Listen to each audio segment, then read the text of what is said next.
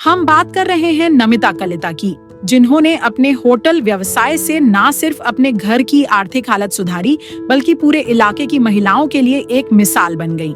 मुख्यमंत्री महिला उद्यमिता योजना और ग्रामीण जीविका मिशन की मदद से मिली ट्रेनिंग ने नमिता को आत्मनिर्भर बनने की राह दिखाई।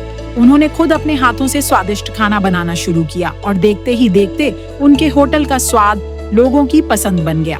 मुख्यमंत्री ने भी नमिता की मेहनत और आत्मनिर्भरता की जमकर तारीफ की है। सरकारी योजनाओं के सही उपयोग से कैसे जिंदगी बदल सकती है, नमिता इसका जीता जागता उदाहरण है।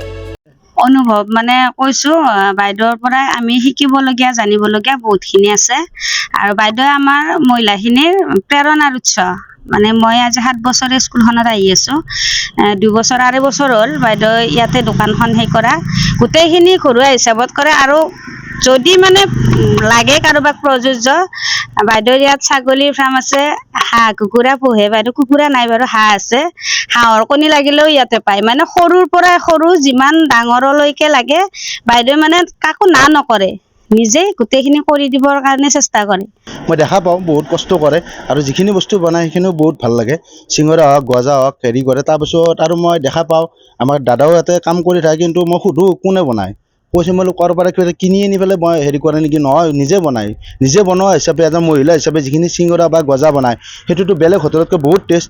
আৰু যিখিনি কষ্ট কৰে তেওঁ ঘৰৰ গৃহিণী হিচাপে, সেইফালৰ পৰাতো বহুত ধন্যবাদ জনাইছোঁ।